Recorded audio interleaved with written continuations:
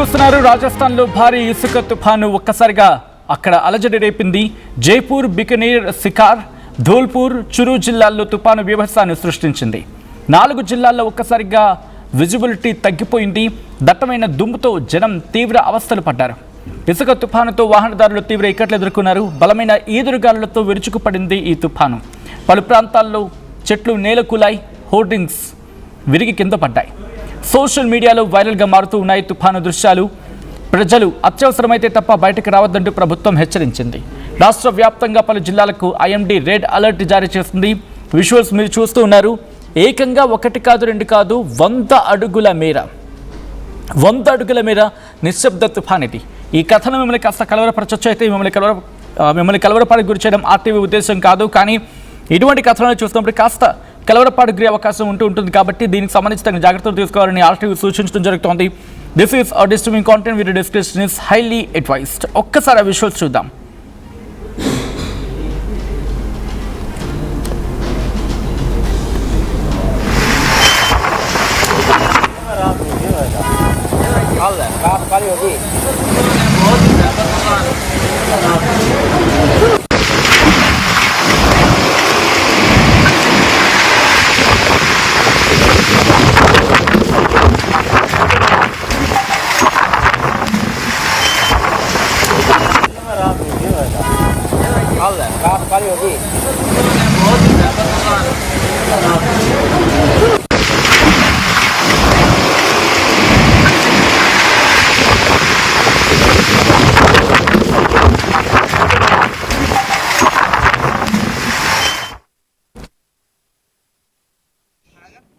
రాజస్థాన్ మహాప్రళయాన్ని చూసిందా అనే భయం కలిగించేలా ఉంది అక్కడ వాతావరణం.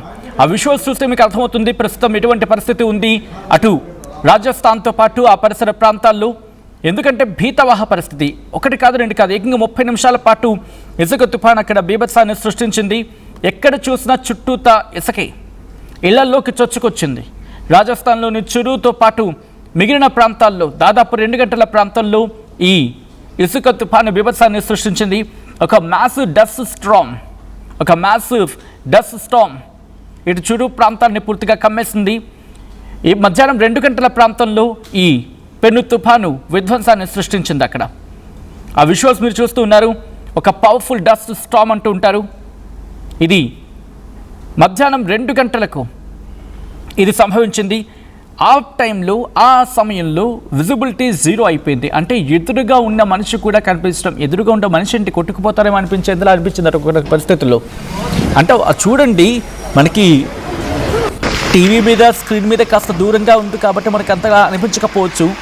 కానీ అక్కడ ఉన్న ఏ వ్యక్తినైనా కంపారిజన్లో మీరు చూస్తే మీకు అర్థమవుతుంది. ఆ ఇళ్లతో కంపారిజన్ చేసి చూసే ప్రయత్నం చేయండి. ఇసుక ఎగిరొచ్చి ఇళ్ళ మీద పడింది. ఇది 2 గంటల ప్రాంతంలో ఈ ఘటన జరిగింది. ఆ విజువల్స్ మీరు చూస్తున్నారు. రాజస్థాన్ వాసులు ఒక్కసారిగా భయభ్రాంతులకు లోనయ్యారు. ఏం జరుగుతుందో అర్థం కాక వాళ్ళంతా ఊపిరి బిగపట్టుకొని ఇంట్లో కూర్చున్నారు.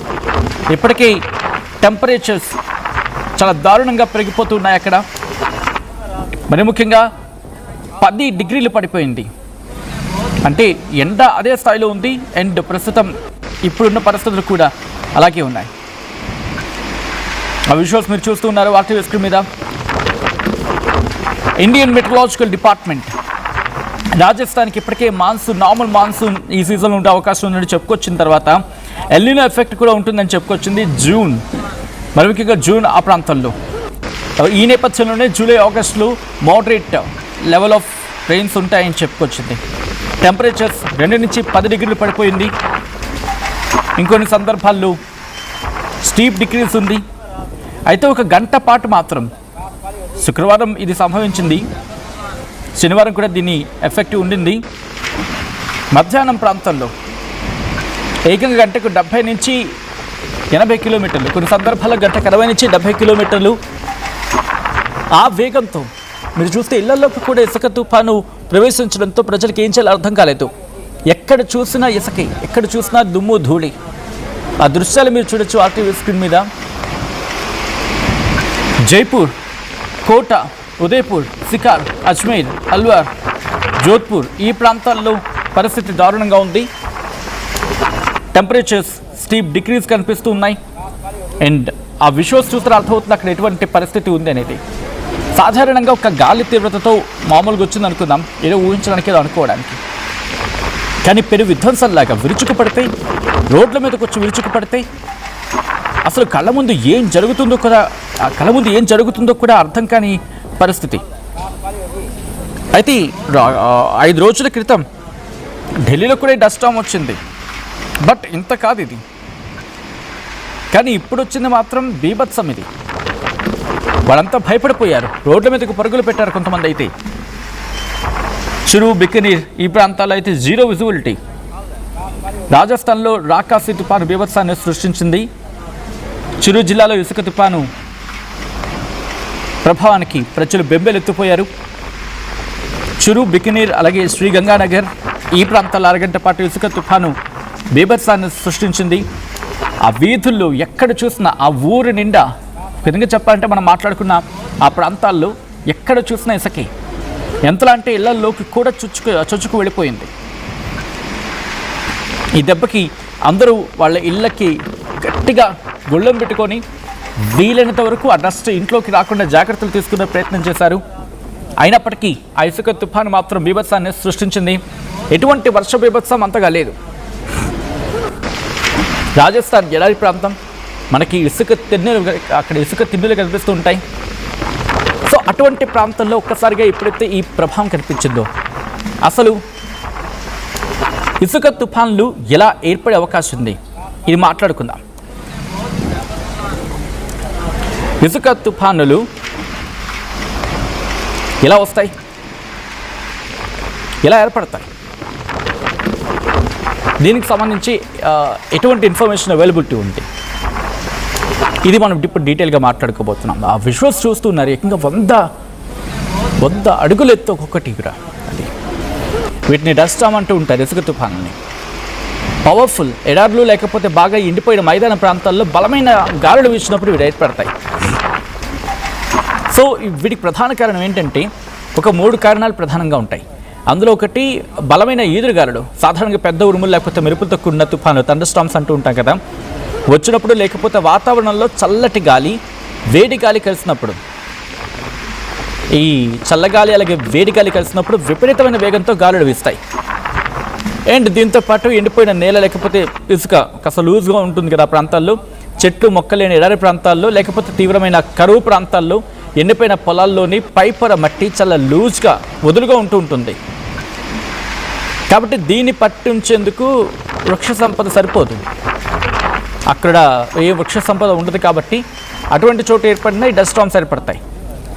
అండ్ ఇంకోటి ఏంటంటే గాలి వేగాన్ని అడ్డుకోవడానికి కొండలు లేకపోతే దట్టమైన అడవులు లాంటి విశాలమైన మైదానాలు లేవు అనుకోండి, ఇసుక తుఫాన్లు మరింత పెద్దగా ఏర్పడడానికి అవకాశం ఉంటుంది.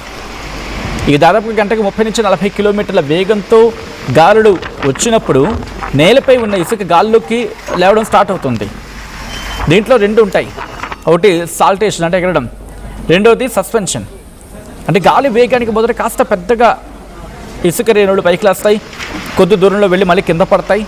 అలా అవి కింద పడేటప్పుడు నేలపై ఉన్న చిన్న ధూళి కణాలను గాల్లోకి లేపుతాయి. ఇది ఒక చైన్ రియాక్షన్ అన్నమాట. ఇక రెండోది సస్పెన్షన్ అంటే గాల్లో తేలడం. సాల్టేషన్ కారణంగా గాల్లో లేచిన ఆ సూక్ష్మ ధూళి కణాలు ఏవైతే ఉంటాయో అవి తేలిగ్గా ఉండడం కారణంగా గాల్లోనే తేలుతూ ఉండిపోతాయి. దీంతో గాలి ప్రవాహంతో కలిసి అడుగులు వేస్తూ ఉంటాయి, ఎత్తుకు చేరుకుంటాయి. దీంతో ఒక భారీ ఇసుక గోడలా కనిపిస్తాయి, శాండ్ వాల్ అంటూ ఉంటారు. ఇక మూడోది మాట్లాడుకుంటే ప్రకృతి సిద్ధంగా వచ్చే గాలిలో ఒక కారణం అయితే మనుషులు చేసే కొన్ని పనులు కూడా ఇసుక తుఫాన్లు కారణమవుతాయి. అదేంటి? డిఫారెస్టేషన్. చెట్లు కొట్టేస్తున్నాం కదా, మనకేం పోయింది, ఒక చెట్టే కదా, గాలి లేకపోయినా పర్లేదు బతికేస్తాం అని అనుకునే వాళ్ళకి ఇన్ఫర్మేషన్ ఇవ్వండి. ఎందుకంటే చెట్లను నరికేయడం కారణంగా గాలి వేగాన్ని నియంత్రించే సహజ సిద్ధమైన ప్రొటెక్టర్స్ చెట్లు అంటే గాలిని ఆపుతూ ఉంటాయి. అండ్ రెండోది మితిమీరిన పశుగ్రాసం. ఏం చేస్తారంటే పశువులు నేలపై ఉన్న గడ్డిని పూర్తిగా మేసేయడం కారణంగా మట్టి లూజ్ అయిపోతుంది, దానికి చిన్న గాలికి ఎగిరిపోతూ ఉంటుంది ఇసుకంతా. సో ఈ కారణాలు మాట. ఈ కథనం మిమ్మల్ని కాస్త కలవరపరచవచ్చు, అయితే మిమ్మల్ని కలవరపడి గురించడం ఆర్టీవీ ఉద్దేశం కాదు. కానీ ఇటువంటి కథనాలు చూసినప్పుడు కాస్త కలవరపడే అవకాశం ఉంటుంది. కాబట్టి దీనికి సంబంధించిన జాగ్రత్తలు తీసుకోవాలని ఆర్టీవీ సూచించడం జరుగుతుంది. This is a disturbing content, viewer discretion is advised. ఒక్కసారి ఆ దృశ్యాలు చూద్దాం.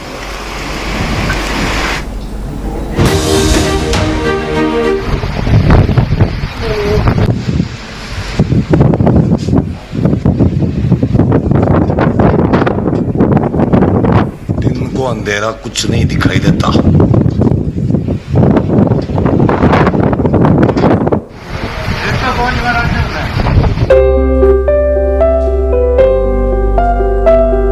చిన్న చిన్న ఆనందాలు 35 ఏళ్లుగా నా జీవితంలో లేవు. 35 ఏళ్లుగా నేను డైపర్లలో బ్రతికాను. 6 సెంటీమీటర్ల ఫిస్టులా నా మూత్రాశయంలో లీక్ కారణమైంది. ఎవరూ నాకు సహాయం చేయలేకపోయారు. AINUలో వైద్యులను కలిసే వరకు. అక్కడ వారు రోబోటిక్ శస్త్రచికిత్సతో నాకు పరిష్కారం ఇచ్చారు. వారు నా ఆత్మవిశ్వాసాన్ని కూడా తిరిగిచ్చారు. Precision care makes it possible. The Center for Robotic Surgery at AINU